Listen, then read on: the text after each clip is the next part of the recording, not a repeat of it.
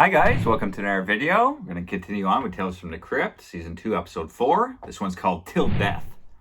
It's not my favorite episode, and I think up until this point, it's probably my least favorite episode, but I mean, it's still decent. It's probably about a 6 on 10.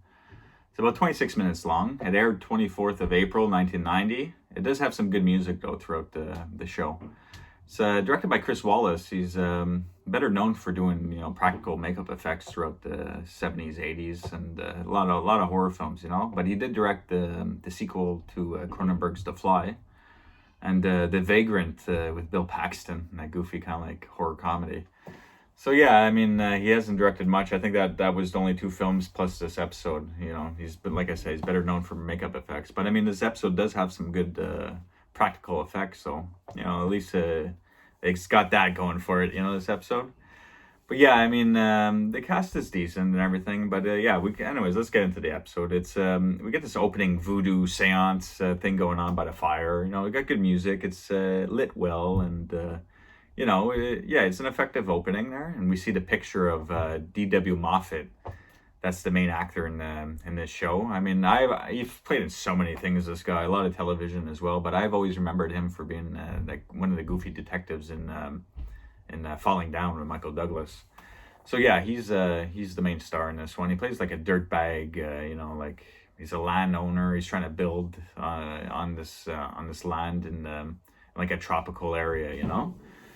So anyways, after the opening voodoo seance there, well, they actually have a picture of him and they cut the chicken's blood on it. So I guess they're doing some type of ritual against him for whatever reason.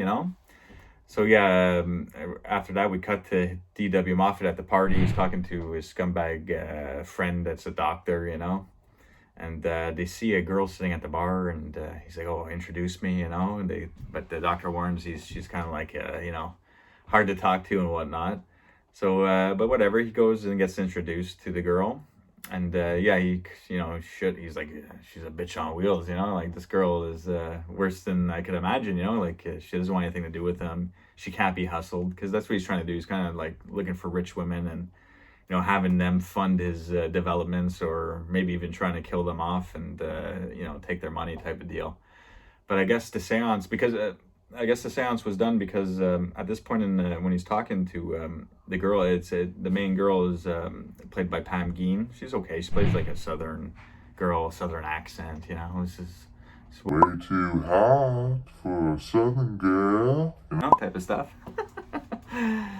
But yeah, so while they're talking, one of his someone that works for him named Charlie, he comes running in. He's like, "Sorry, boss, you have to come quick." So he brings him to the spot where he's about to develop, and he's like, "The land's no good. It's all quicksand." So he's like, "Well, you got to figure out a way." He's like, "I can't build on quicksand." So he's like fucking ruined, He's like, he doesn't understand, So I guess, the seance was against him, and then maybe it turned his land where he was about to develop something, into quicksand. So it's like, you can't develop anything there anymore. So he's like furious, he thinks he's ruined. He has no money to invest further in this investment and all that stuff. So he's like, he's gonna have to try to, woo the southern girl, and make her his wife. So so he goes to an old friend of his. She's like kind of like a witchcraft, occultist woman. She's decent. Her name is Janet Hubert in real life. But so he's like, I need her to be my wife, you got to do something. So she hands him a potion that she made herself, and she tells him 1 drop, she'll, be in love with you for life, and 2, she'll, kind of be like yours for life. I think I said that wrong. 1 drop, she'll be your wife, and 2, she'll be yours for life.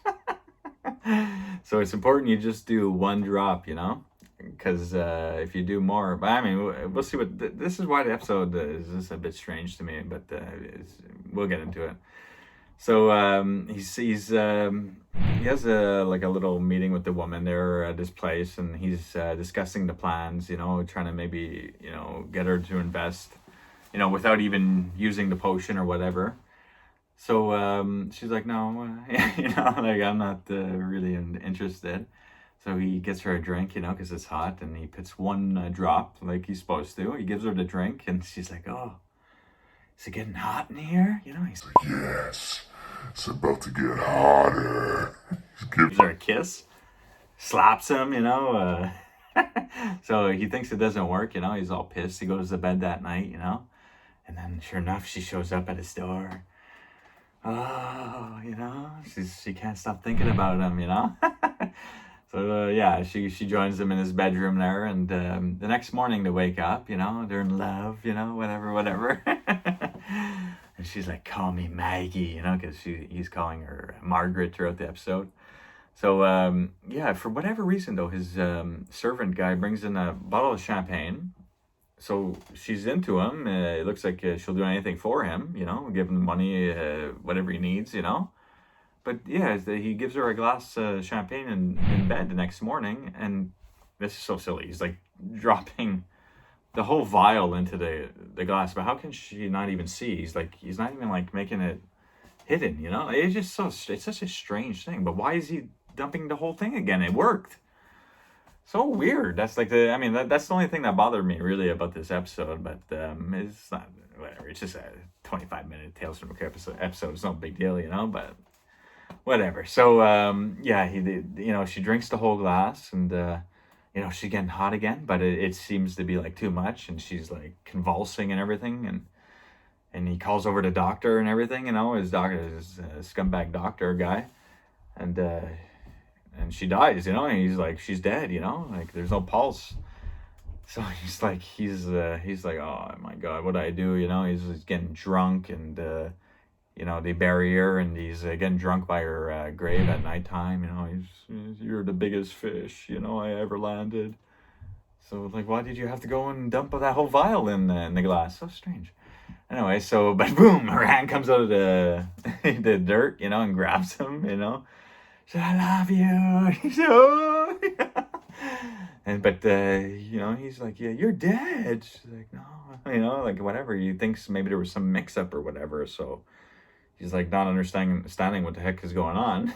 So the next morning, she's at his place making breakfast. He comes in, and she's like, like kind of like smells, and she kind of like you see her face is kind of like looking like it's decomposing a bit, but nothing terrible at first.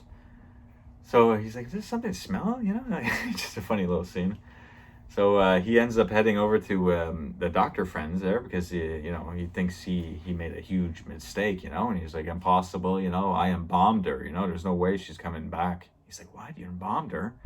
And she comes out of nowhere behind him, even more decomposed now, chops off his head, like the guy's freaking out, he doesn't know what the heck is going on. And his doctor friend's played by Aubrey Morris. He's a decent actor too. I've seen him in many things, but yeah, he's only in a few scenes.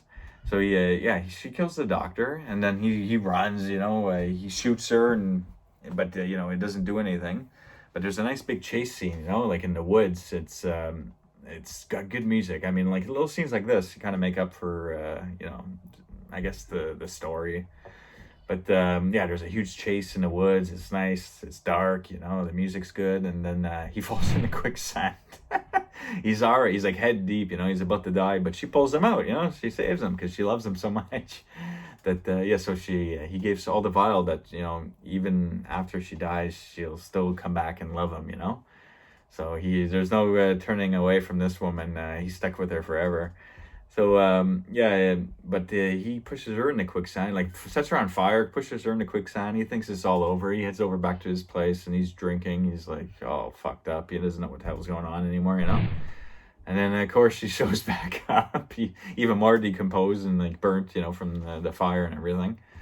And so he just can't get away. But this is goofy too. He just rushes to his like handbag and takes poison.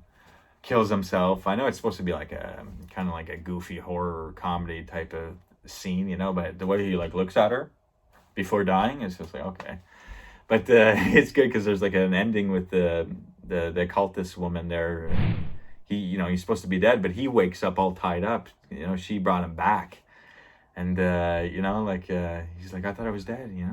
She's like, "No, I brought you back." He's all tied up. And she's like, someone's waiting. She wants to see you. You're a woman. And he's like, he just can't get away. He can't die. This woman's torturing him.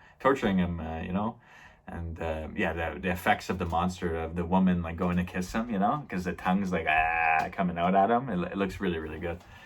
And of course, and they also have the doctor's head in a little bird cage or something, and they brought his head back to life, so he's like says a couple words at the end.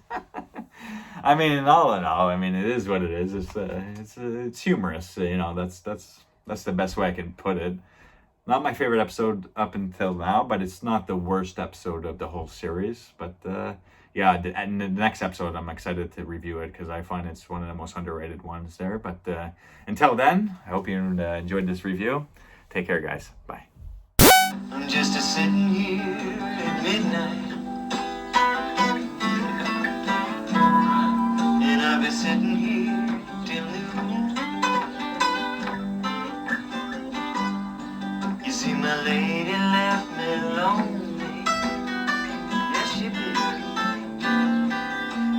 Baby left me blue. The funeral is about to begin, sir. The Daigler.